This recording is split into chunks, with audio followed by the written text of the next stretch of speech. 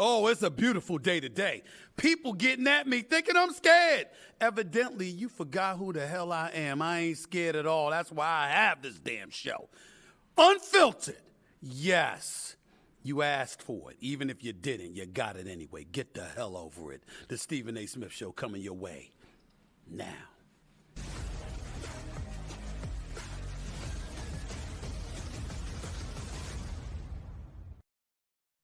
What's up, everybody? Welcome to the latest edition of the Stephen A. Smith Show, coming at you as I love to do several times during the week. Usually it's Monday, Wednesday, Friday. I was supposed to be on yesterday, but I was traveling from Denver, Colorado to Miami for the NBA Finals, missed my flight. So obviously I wasn't able to do yesterday's show, but that's why I'm here today on a Tuesday, because I want to make sure I give you me at least 3 times a week, because that's what I promised you. Of course, I'll be on tomorrow, which is Wednesday. I'll be on Friday as well. And hell, if I'm in the mood, I might even add an extra show. It depends on what's going on. It depends on what's going on. That's how I roll. By the way, even though I'm on a roll, I'm still here with you. Thanks to our official studio sponsor, FanDuel Sportsbook. FanDuel is the official sports betting company of the Stephen A. Smith Show. By the way, just so before I neglect getting into it, make sure to like and follow and hit the notification bell to get updated with all my new content. Check it out. It's all there. The Stephen A. Smith Show, formerly No Mercy. I changed the name No Mercy a couple of weeks ago to the Stephen A. Smith Show, because when you Google me, you don't Google No Mercy. You Google Stephen A. Smith. So I wanted to make sure that I did that. I got a few things to get on my mind, and there's obviously a couple of sports items. I'm here at the NBA Finals. I'll be getting into that in just a second. I'm going to get into this merger that took place in the world of golf, which I think is a very, very big thing, which is something that we shouldn't forget or neglect.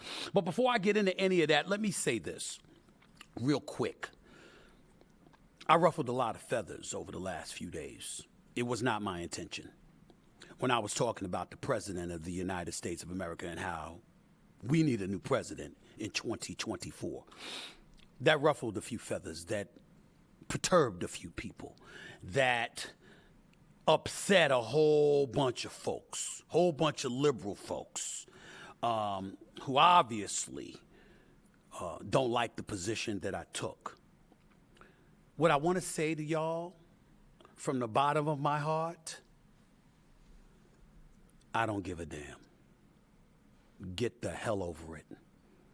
I said what I said, and I meant what I meant. This is not ageism. There's plenty of people who should be working and are working into their 80s that, by the way, are brighter than most of us. And the 70s and the 60s. I'm not buying into some definitive retirement age. I'm not engaging in ageism. I'm talking about the times that we're living in. I'm talking about the presidency of the United States of America. I'm talking about the energy, the fervor, the vibrancy, the health, the cognitive tendencies and capabilities that you need to have in order to be in that position. And if I see it all questionable, and you are 80, and if you were to win the presidency, it would be at the age of 82. And you'd be committed to being in office until you're 86. I mean, stop the presses. That I would have the temerity, the unmitigated gall to sit up there and say, damn, y'all can't get somebody a little bit younger? It's 2023. Hell, Hillary can run again. Michelle Obama can decide to run. Hakeem Jeffries can decide to run. I mentioned Elizabeth Warren, for crying out loud. We know how sharp Bernie Sanders is. I'm not engaging in any ageism.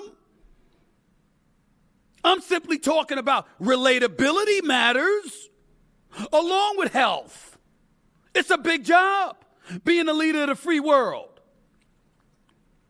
And it is not a crime for an American citizen who is a voter, who, by the way, voted for Joe Biden. It's not a crime nor an insult for me to sit up there and say, I really appreciate you, sir, but it might be time to let somebody else run. I'm not overreacting to him tripping over a sandbag. I've tripped over sandbags. I've tripped over steps, running up them, and bust my face. And this was when I was in my 30s. It's not a crime. It's not the end of the world what happened. But looking at the world that we live in and the issues that we have and the complications and the challenges that we have to face as a nation, and the energy and the fervor and the focus and the tenacity and the sharpness that one would deduce needs to be possessed by the leader of the free world, it is not an insult to sit up there and say, it might be time for somebody else to be in office in 2024. I didn't sit up there and say invoke the 25th Amendment and get rid of him. I certainly didn't say to do that to implement Vice President Kamala Harris into the equation. She's got to earn her stripes. There's a lot of people that got questions about her. I didn't sit up there and say vote Republican or conservative.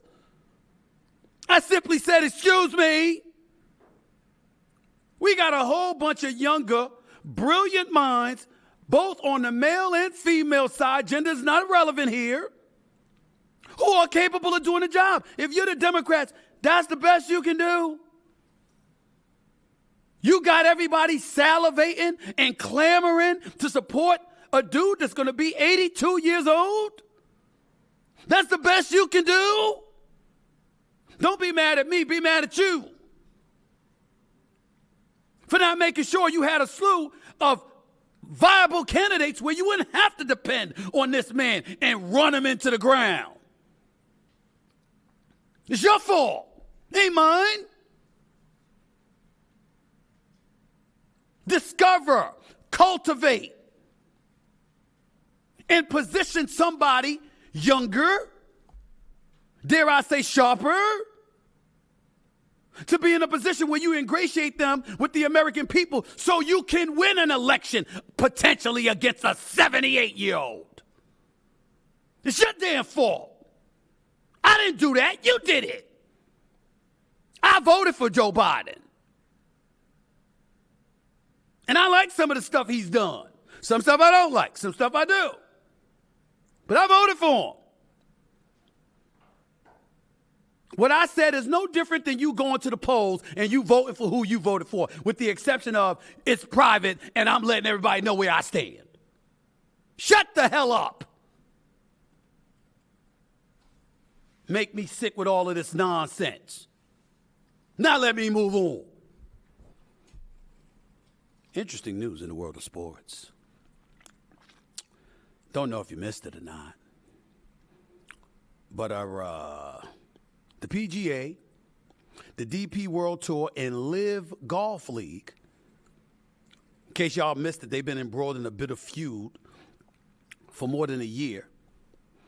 Because obviously PGA golfers, some of them like Koepka and Dustin Johnson and Phil Mickelson and others went to play with LIV Golf because it was more profitable for them to do so, because they weren't getting their just due in their eyes, nor were many golfers getting their just due in their eyes from the PGA. So they joined LIV Golf, and LIV Golf and the PGA were in a war against one another, figuratively speaking, of course, a legal battle.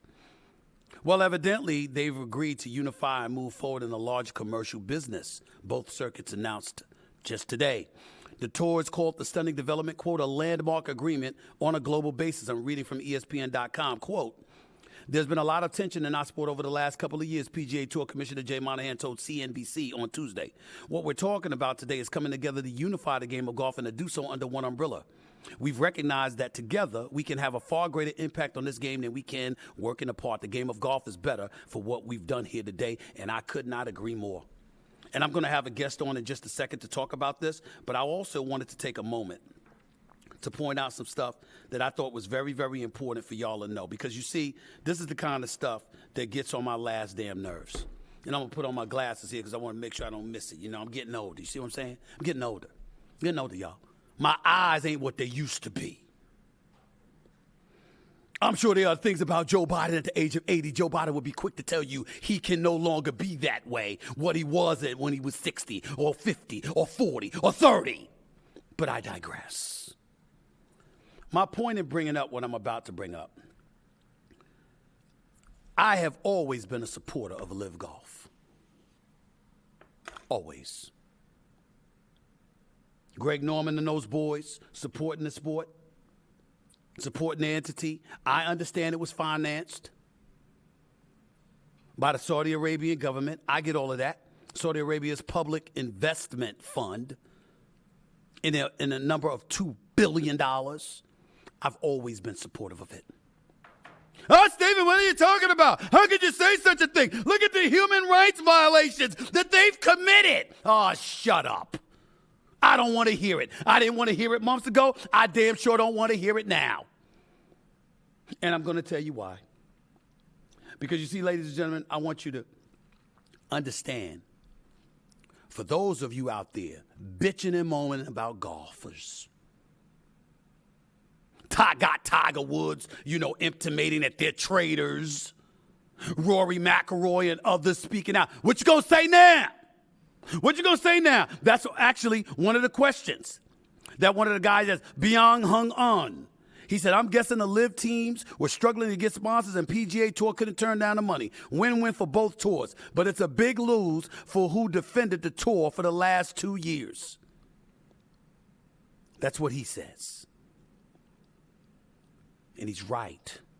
Because when you were defending the PGA Tour, you were excoriating the other golfers. Now you got to live with them. And I totally supported that. And you know why I supported it, ladies and gentlemen? Because I want to read this nugget of information because I think it's important for you to understand.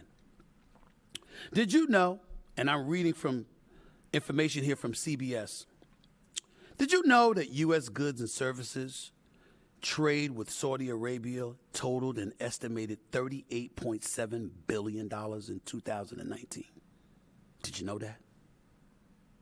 The U.S. goods and services trade surplus with Saudi Arabia was $9 billion in that same year, 2019. Maybe for those of you who don't understand what surplus means, it's like a $9 billion profit. That's what the United States government made off of doing business, trading with Saudi Arabia. I got more. Did you know that over the past decade, according to CBS, U.S. defense contractors were approved to sell $139 billion in equipment and services to Saudi Arabia? But y'all complaining about golfers. Individual golfers who feel that they weren't treated well enough by the PGA wanted a different outlet, not only to make some additional dollars, but to expand the sport beyond the lines and the corridors of just the PGA. And y'all were moaning and groaning while the U.S. government was making billions off of doing business with Saudi Arabia. So the government could do business, but individuals can't. Does that sound like the American way to you? It don't sound like the American way to me. But what do I know? I know somebody who does know a little bit more, actually a lot more about this subject than I do. He is a golf analyst and a golf commentator, golf insider for the worldwide leader in sports, ESPN himself. He is my brother. He is my friend. He is somebody that I know very, very well. And when I want to know anything about golf, he is the first call that I make. His name is Mr. Michael Collins, and he's on the Stephen A. Smith Show right now. Big Tom, what's going on, man? How you doing? How's everything? My brother, let me just tell you, when you reached out and all this news broke, I was standing next to my son Major, and he freaked out like the people freaked out when they found out this news and was like, wait, is that the real Stephen A. hollering at you right now? That's right. Yeah, it is me. We are at the Corn Ferry Tour event at the BMW Charity Pro-Am, basically the PGA Tour's AAA. Okay. We're at that event, and when this news broke, let me tell you, bro, this is the only thing that everybody's been talking about. I got to tell you this, Michael, and by the way, to those of you who may not be too familiar with Michael, his nickname, we call him America's Caddy. That's what we call him, America's Caddy. This news broke. Explain as quickly as you possibly can, Michael, why this was such big news in the world of golf and beyond, particularly considering the fact that no one thought this was a marriage that was foreseeable this quickly at the very least. Well, that's why this is basically breaking the golf world. It's just breaking them off. It's crazy because these two entities, LIV and the PGA Tour, were dug so hard into the sand. Both of them had legal litigation against one another. And all the talk that you heard from leadership on both sides, Greg Norman on the LIV Golf side and Jay Monahan on the PGA Tour side, were that these two entities are not coming together under any circumstances whatsoever. And when the PGA Tour dug in, you heard words like traitors being thrown out there. From who? Who said traitor? I mean, there were plenty of dudes that were out there saying it. Plenty of pundits that are out there too, that had maybe a stake in the PGA Tour that kind of went on the attack mode. Now, one of the dudes that really changed his tune in the last 3 weeks was Rory McIlroy, which now makes you go, what might have Rory known? That's right. Right? Yeah. But here's the thing when it comes to the PGA Tour and litigation. Vijay Singh had a lawsuit against them for a minute. And guess what? That lawsuit went away. You know why? Because PGA Tour does not want to go into court and open their books up. Because if you open your books up, you have to show everybody everything. Well, and now it's documented in a court of law and open to the public, which the tour has not necessarily been completely open with everybody on how they do everything. Okay. They never announce fines. They never announce suspensions. They never announce. There's a lot of things where a lot of money goes. And this new merger is a for-profit entity. No question about it. Michael, I want you to educate my audience real quick. What exactly were the problems that PGA golfers that ultimately departed for LIV Golf? Who were they, and why specifically did they have a problem with the PGA that made them go over to LIV Golf? Educate my audience about that real quick. I'm going to do it as fast as I can, but it starts with Greg Norman.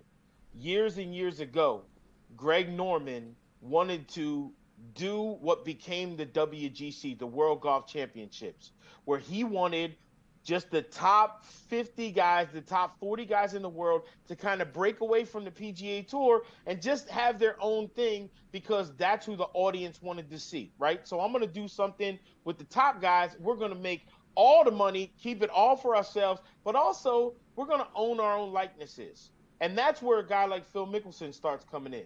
So once that all went down with Greg, the tour squashed him on that hardcore, said we ain't never going to do anything like that. Then magically a couple of years later, WGCs come out. Well, now Phil Mickelson goes out there and he's like, hey, man, I don't own my own likeness.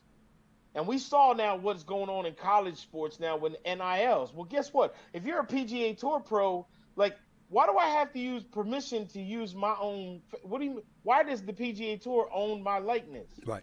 Like, why do they own all of the shots of me hitting golf balls? Like, that doesn't seem right. And that became a big thing. Well, if it's like, well, if I'm only making this amount of money and I have to make cuts, PGA, a lot of people don't know, if you play a PGA Tour event on the up and up, you don't get paid if you don't play on the weekend. So a lot of players were like, yo, I'm working my behind off, and there are weeks I'm not making any money. I still got to pay the caddy. I still got to pay the coach. I still got to pay the mental guy. I still got to pay the physio guy. Oh, yeah. Like, and caddies I got to pay airfare, hotel, car rental, food. Like, the players got to pay the caddy too, and he's got to pay for all of that. So a lot of money was going out for a lot of these players, especially the mid-level guys, and not a lot felt like was coming back. And then the tour's going out giving, hey, we're giving billions of dollars out to all these other places. And players are going, well, hold on, how come we ain't getting a little taste of that? Right. And it got to be a little contentious. And here's the thing. There was not another entity around. So if you're the big man on campus and you ain't got nobody going to step up to you, then guess what? If somebody's like, hey, I got a problem, well, you can take your problem over there. Why would you change? Right. Well, guess what? When the LIV Golf came in there and all these dudes took off, at first it was, oh, man, it's Phil Mickelson, all these old guys. They got no chance of winning no more, so we ain't got to worry about them.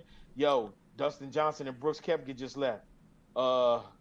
Yeah, well, Brooks is hurt. He probably never going to win again no more. He thinks he ain't no good no more. So, well, even if he's hurt a little bit, when he gets better, he's not going to be at. Yo, Cam Smith, world number 2 just left. Well, he can't. And now next thing you know, they're like, oh yeah, these dudes are gonna play against the same dudes every single week. Nobody wants to see that. And now you got this secret player meeting, and what happens on the PGA Tour? We decided, Rory comes out, well, we had a meeting, and we all decided it'd be in golf's best interest if we all played against one another more often because that's more compelling. Hold up, man. I thought you were just complaining about that over there for them dudes when they did it, right? What about Tiger Woods? Ours is different because it's about legacy, and we have a cut, and there's money. And we have a what? What about Tiger Woods? We aren't going to cut no more? Yeah, we're not going to have a cut no more. So we only want the top dudes to not have a cut, and they get paid no matter what. But I thought you said legacy. Wait, what? Yeah. Michael, what about Tiger Woods? He spoke out against those LIV golfers. He alluded to their betrayal. He ain't playing no more, though. That's the other thing. Like, yeah, Tiger said that too, but, and we had talked about this once before, Tiger has a vested interest in the PGA Tour. Yes, he does.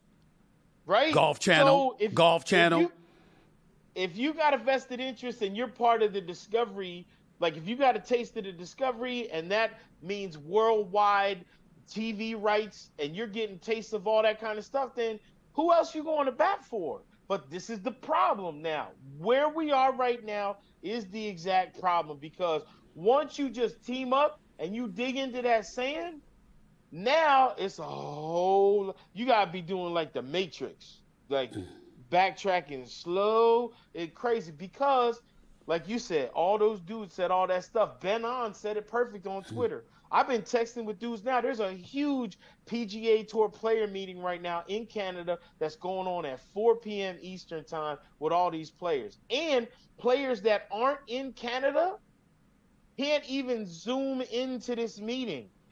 Wow. Which means there are dudes that are outside, guys like John Rahm. Like, there are high-ranked players that are not in Canada right now that are not going to be in this meeting. And it's curious now how this is all going to work out, you know, because this went down on such I'm not curious about it. I'm not curious. Hold on, Michael. Confused. Hold on, Michael. I'm not confused about it at all, because the same people that we're talking about right now are the same people that couldn't do but so much until LIV Golf came along, because there was only one entity. And now that LIV and the PGA have collaborated with one another, that means they have now merged and they are one. Where are you going if you're a golfer? You're going to have to deal with whatever the situation is that LIV and the PGA have conformed with one another to, and that's that. So my last question to you would be this.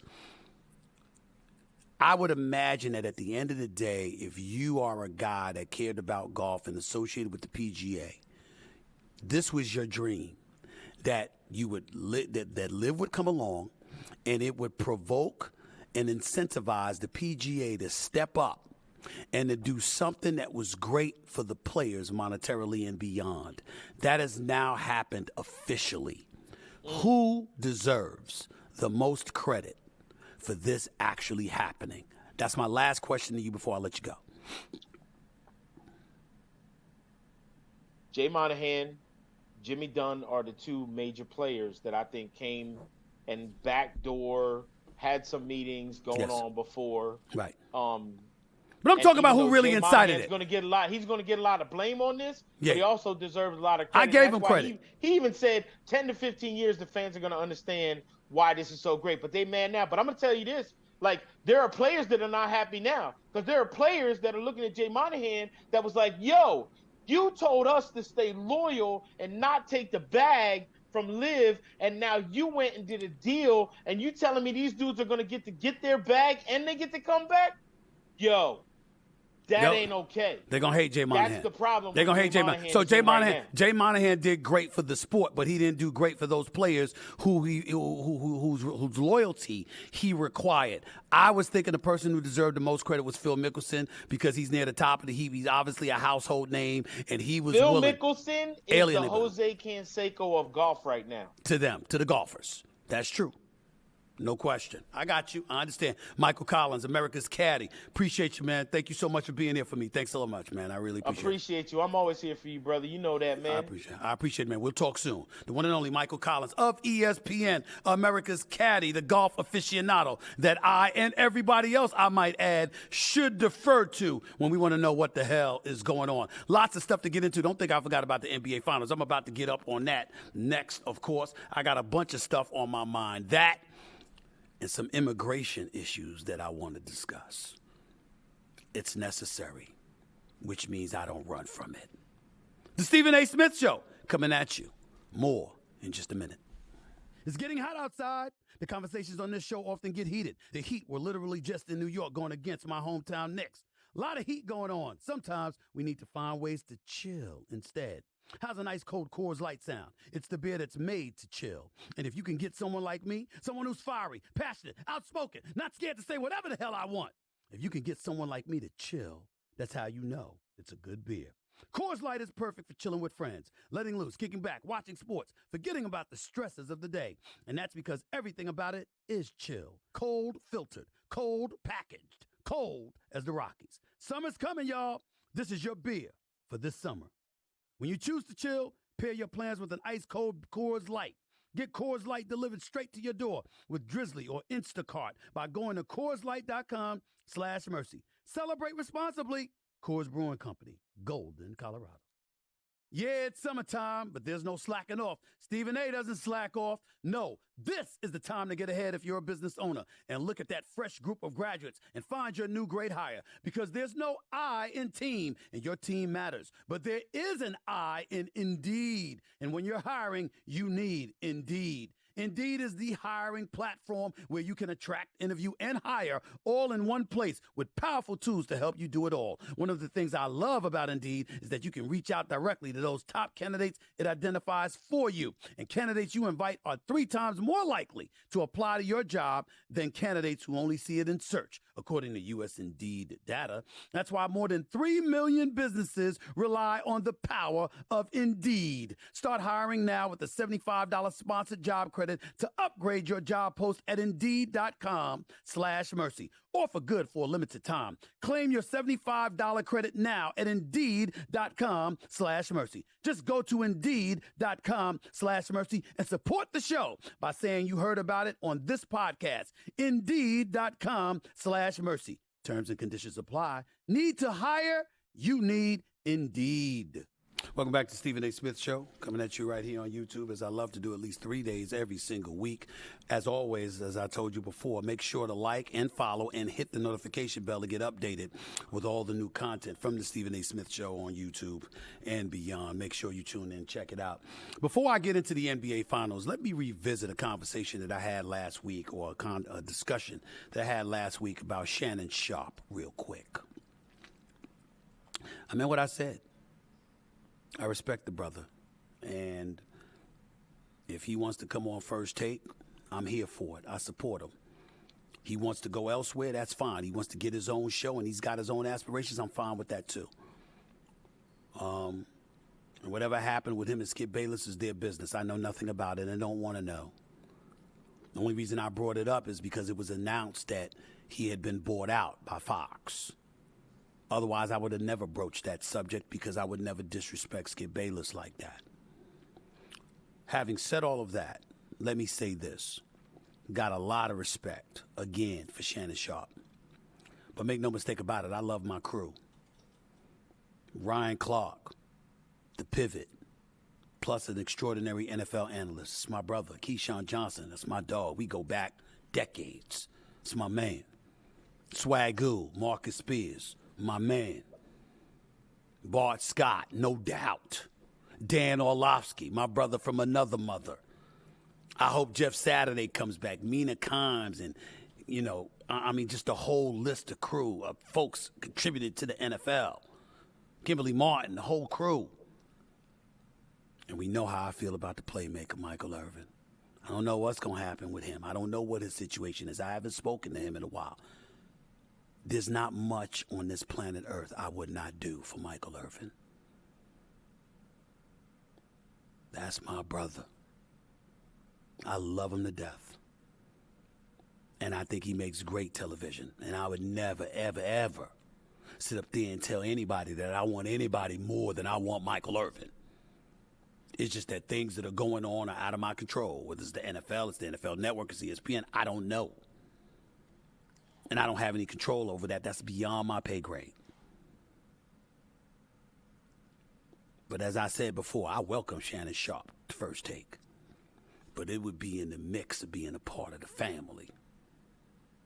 I'm not looking for an everyday person on First Take. So for all of you clamoring for that, get over it.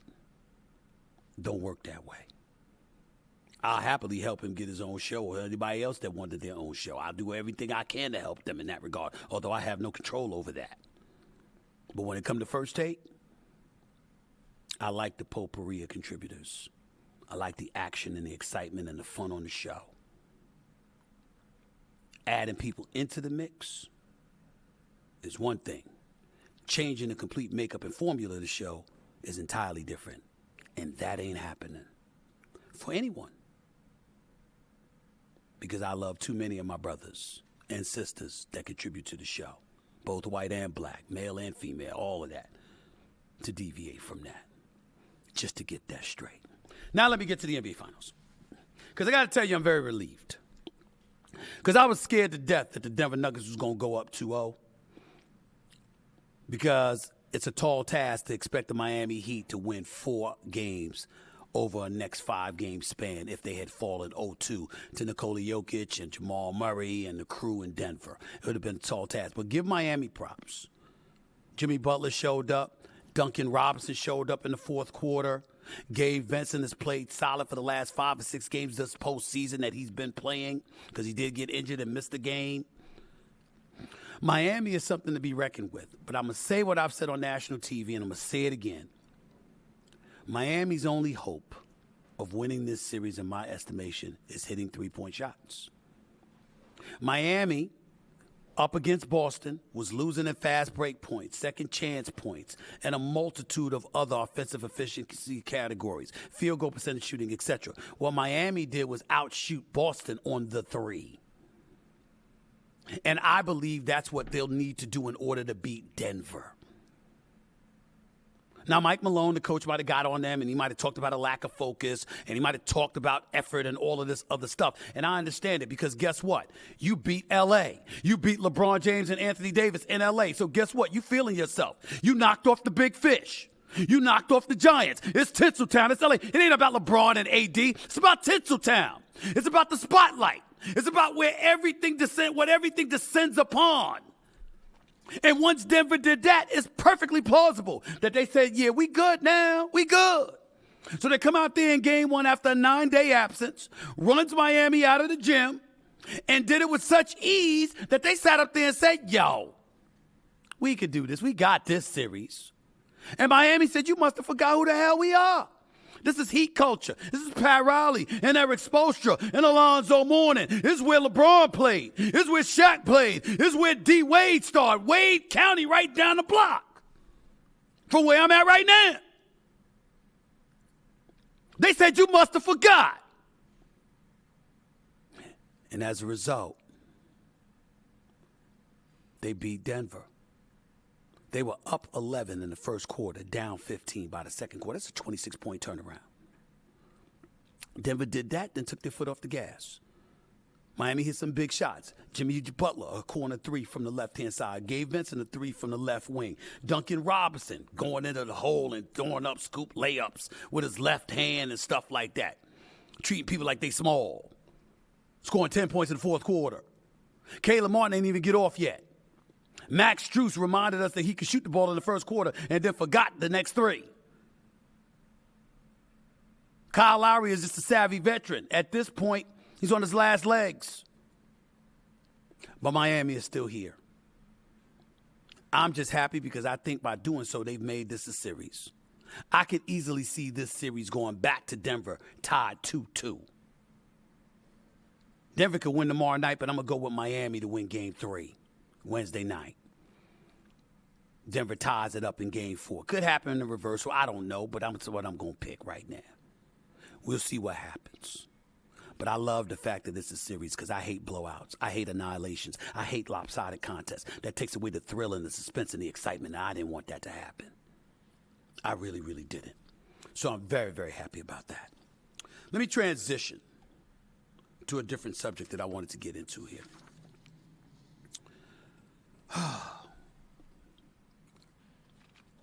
America is supposed to be a mosaic. That means white people are here. That means black people are here. That means Hispanics are here. Asian Americans are here. Asians and Asian Americans. Native Americans. Jews, Gentiles, Protestants, Catholics, Muslims, Buddhists, Hindus, everything. America prides itself on being a mosaic. And so we should all be alarmed when we read a story that 16 migrants from Venezuela and Colombia were flown on a private jet to California and dropped off outside a church building in Sacramento, California. We should all be alarmed when something like that happens. And just for clarification, let's understand what happened. The state of Florida, and I know you're saying, what the hell does that have to do with anything? Because these migrants were in El Paso, Texas. But the state of Florida actually picked up asylum seekers on the Texas border, according at least to accusations by the California Attorney General, Rob Bonta, B-O-N-T-A. The state of Florida picked up asylum seekers on the Texas border Monday and took them by private jet to California's capital city, which is Sacramento, at taxpayer expense for the second time in 4 days. A lot of people would say that's very, very callous. Certainly hasn't been the first time. I forget whether it was Florida or the state of Texas, whether it's Governor Ron DeSantis, or it's Governor Greg Abbott in Texas. I remember when migrants were shipped to New York City, or sent to New York City, rather. I remember when they were sent to Martha's Vineyard. I remember when they were sent outside the home of Vice President Kamala Harris. It does seem callous. Playing with human lives. Toying with them like they're nothing, using them as pawns. I don't condone that. I don't support that. I think we're better than that as a society. But I got to admit something. As much as I don't like it, I can't deny the plausibility and the effectiveness of the strategy. See, at the very least, what this is going to force and compel politicians to do is shut the hell up. Say, hypothetically, because I don't know who said what, so please don't quote me, and I'm not attaching any names to it. But if the governor of California, Gavin Newsom, is for open borders and opens his mouth to abhor what Ron DeSantis is doing in Florida, then from a strategy perspective, I can't deny the fact that it is effective to send folks to Gavin Newsom's state to see how he's going to act about it, since he was chirping about it to denigrate Ron DeSantis, hypothetically, because I don't know if Gavin Newsom did that or not. If you are a New York politician and you talk smack about Greg Abbott in Texas and you decide not to mind your business, then it's not beyond the realm of plausibility or effective strategy for Greg Abbott to then say, okay, you take them. Because if you're not going to take them, what basically are you doing as a politician in a state that has to deal with these issues? You know what you're doing? You're telling the opposing politician from another state to shut the hell up and mind your damn business. Unless you're willing to absorb this challenge. Because it is a challenge. I'm a fiscal conservative and a social liberal. I believe in living and let living. There ain't no transphobia this way. There's no homophobia this way. There's no xenophobia this way. I'm about living and let living. Be clear. But when problems persist and something has to be done, unless you're willing to do something about it as a politician, as an elected official, unless you're willing to do something about it, you should shut the hell up. Because all you're doing is talking. And you don't have to back it up. If you're not the governor of the state, you don't have to deal with in Florida. You don't have to deal with Ron DeSantis issues as it pertains to the borders. You don't have to deal with Greg Abbott's issues in Texas as it pertains to the borders. It's clearly a crisis. Something clearly has to be done. Now, me, myself, I'm for letting folks in.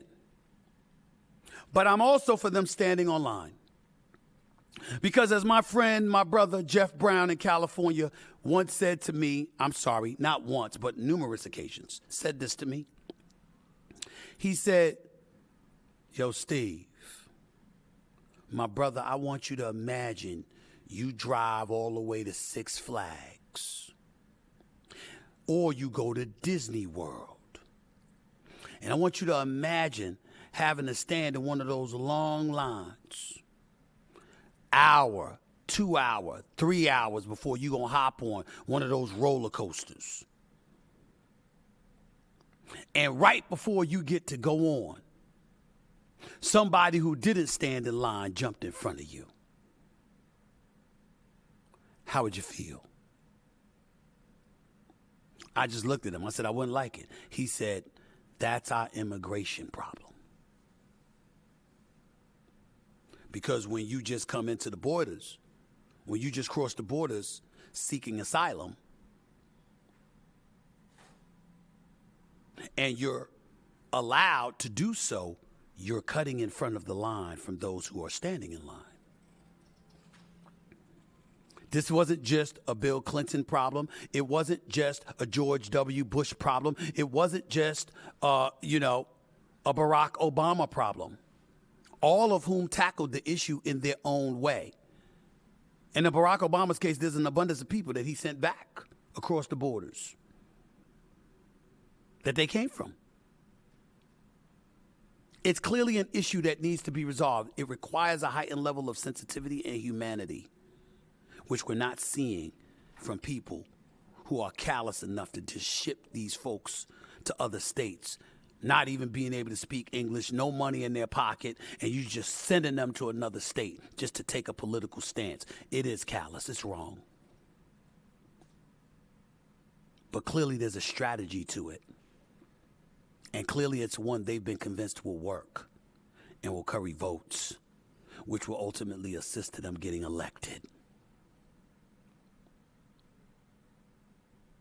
We can hate the players, but we'll never resolve the issue until we hate the game even more so that we're determined to do something about it collectively. Plain and simple. My name is Stephen A. Smith, and I approve that message. Last segment of the show in a minute. Cardi B! Now, what the hell would Stephen A. Smith have to say about Cardi B? Wait for it. You'll find out. Stephen A. Smith Show. Back with more in a minute. One of my goals with this podcast is airing out my thoughts, communicating ideas that otherwise might be uncomfortable to speak about. Because communication is key, after all. And if you want to talk about good communication, you've got to go beyond just English. That's why I'm glad Rosetta Stone is supporting my show. They've been the expert in language learning for 30 years, and you can download the award-winning app to learn anytime, anywhere. You'll be able to choose from 25 languages, and these lessons really work. You'll get feedback on your pronunciation through their True Accent feature. You'll go way beyond vocab and really start to understand cultures. And even in a 10-minute lesson, you'll start to see some takeaways. Trust me, y'all, this is worth your while. For a limited time, our listeners can get Rosetta Stone's lifetime unlimited subscription, which gives you access to all 25 of their languages forever for 40% off. Visit rosettastone.com/mercy today. Rosetta Stone, how language is learned. With Vroom, you can shop thousands of cars right from your phone and have your next ride delivered straight to you. Be honest with yourself. Doesn't that sound easier than dealing with a limited selection once you drive somewhere to shop? Or would you rather not have all the information laid out right in front of you in the comfort of your own home? We're all busy people, you know, so I'll tell it to you straight. Vroom is the better way to buy your next ride. You never have to haggle or negotiate the price of a car. You'll have thousands of cars to look through. You'll have peace of mind through a 90-day warranty, 1 year of roadside assistance, and even time to drive the car you buy to make sure it's right for you. A full week or 250 miles, whichever comes first, of course. And it's not only buying cars. You can trade in your old car when you buy your new one. Or you can even just sell your car to Vroom, and they'll give you a price instantly. You can buy a car from Vroom entirely online. So next time you need to buy a car, just grab your phone, go to Vroom.com, and check out thousands of cars. Welcome back to the Stephen A. Smith Show, right here on YouTube, coming at you at the very least, at least 3 times a week, 4 p.m. Eastern Time, 1 p.m. Pacific, live right here, the Stephen A. Smith Show. I changed the name from No Mercy to Stephen A. Smith a couple of weeks ago because guess what? When you Google, who do you Google? You don't Google No Mercy. You Google me. So I wanted to make sure you click and subscribe to the Stephen A. Smith Show. The more subscribers I get, the better it is. The better I feel, the more enthused and motivated I am to continue giving you shows. Hell, if I develop enough of a following, and I have been developing some followers, I might decide to do this every day, every weekday. You never know with me. Stay tuned. Stay tuned. Cardi B has made some news. Rap artists and all of that stuff. I actually like Cardi B, believe it or not. I think she's a lot of fun. I'm putting on my glasses. I want to make sure I read this right because I want to make sure I got all my information straight. This Cardi B, after a fan criticized her in her new music video, she was talking about how sometimes having everything is boring. Apparently, here's what motivated her. She said after a fan criticized her in her new music video where she is waving around guns asking who escapes the hood just to relive it every chance they get. Cardi responded back saying, "You want to know what's so crazy? I was tearing up the other day because I miss my old life. Sometimes having everything gets boring." That's what she says. The Bronx rapper reminisced about her days living in the hood. Cardi's old life involved dancing in strip clubs, toting guns, and this is according to her, robbing men. She was also involved in gangs, according to her. One fan responded to her statement, tweeting, quote, "I get what she means, but she wouldn't be bored if she started giving back and was passionate about helping. I bet building wells in Africa for villages would be really fulfilling to do."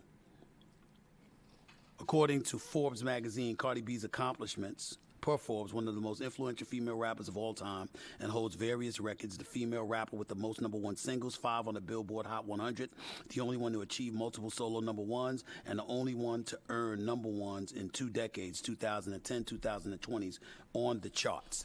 Let me throw out something else before I get into responding directly to what she said. I'm just looking at her numbers. Cardi B has 165 million followers on Instagram, 30.3 million on Twitter, 22.4 million on TikTok, 34.5 million on Facebook. Grand total, she has 272 million followers across the social media stratosphere. She says she's bored being rich. I have a suggestion. Give it away. I'll take some. I'm quite sure my social media guy Bailey will take some. One of my producers, Jay, he'll take some. I got Michael and Sherry and them, they'll take some. I know a whole bunch of people in this world that come from incredibly similar backgrounds to Cardi B's that would sit up there and say to her, "Give it to me, I'll take it. And I promise you, I won't be bored." This is not to condemn Cardi B.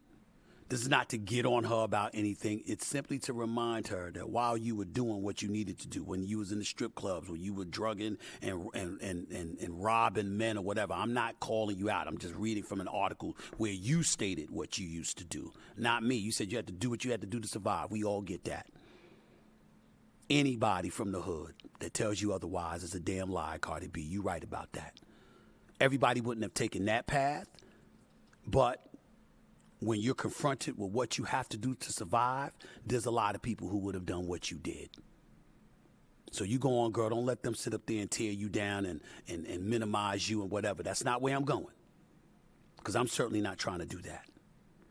What I'm saying, however, is because of what you had to do to survive, to use your words, because of the trials and tribulations you endured, because of what you had to go through,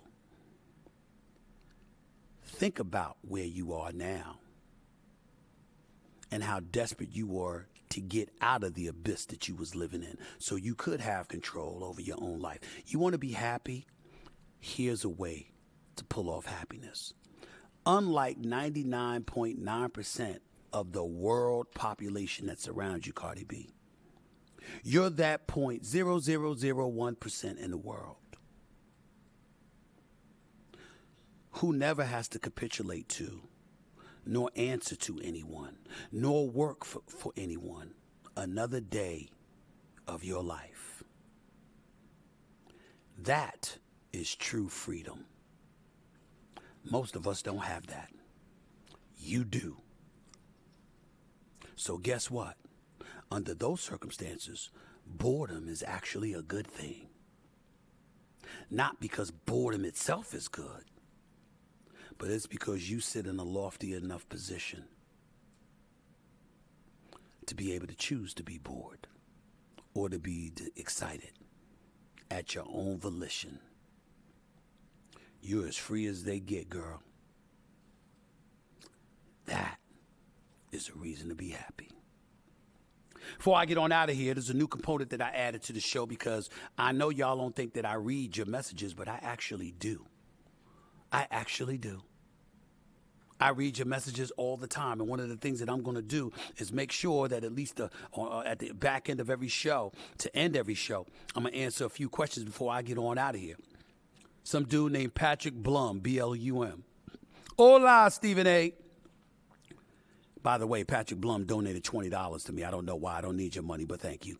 He says, hola, Stephen A. Thank you for doing a great show. Continue to be hard-hitting. Although I don't agree with you regarding your take on President Biden, I still respect you big time. Big shout-out to you from Washington State. First of all, I don't care that you don't agree with me about President Biden.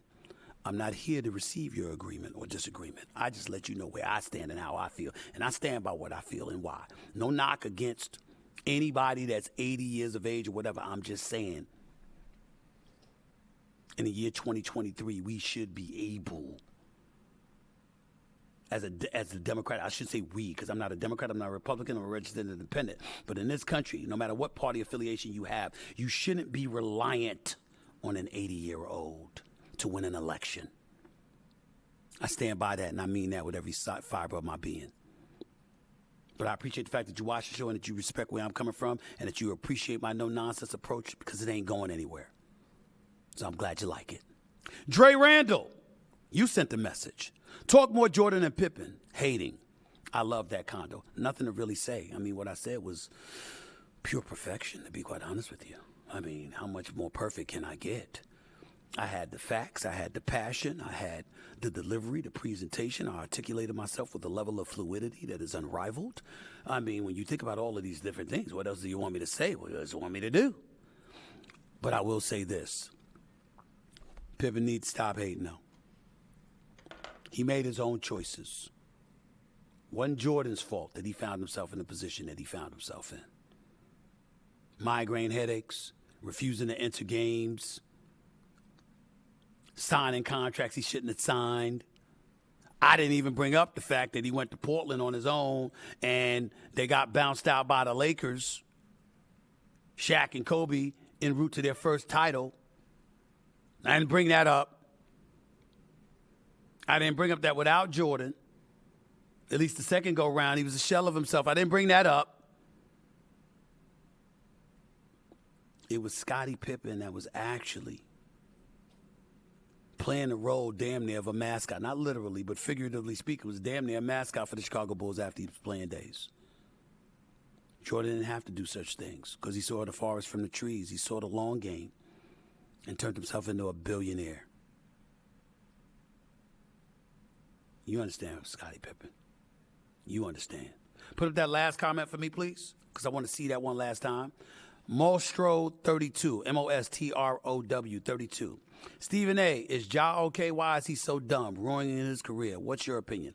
I don't want to call him dumb. I want to call him young. He's still a grown man, no doubt about it. He's a father, 24 years old. But think about what a lot of us did at the age of 24. He broke no laws. Now, that doesn't mean what he did was right. Doesn't mean that the NBA is not going to punish him for it. The suspension is definitely imminent. And it doesn't mean he doesn't have some issues. I know people in the NBA that are worried about whether or not he's going to be alive in 5 years or not because of who he surrounds himself with and the kind of element he finds himself in from time to time. But Ja Morant is a superstar athlete. His teammates love him. They speak highly about him. They say he's a good brother. It's just that some guidance would be helpful. And sometimes in order to receive that guidance, you have to suffer enough to be provoked to embrace that guidance. And I think that's what's going to happen once Adam Silver hands down this suspension. It's just something to think about. It's just something to think about. That's it for this edition of the Stephen A. Smith Show. Make sure to like and follow and hit the notification bell to get updated with all my new content every chance you get. Just make sure you do that, all right? I really appreciate it. I'll be back tomorrow because I wasn't here yesterday, and I owed you a show today, and I'll be back tomorrow. Same bat time, 4 p.m. Eastern Time, 1 p.m. Pacific. Same bat channel. Don't touch that dial. It's the Stephen A. Smith Show coming at you like I love to do, as long as you love me back. Peace and love, everybody. Until later.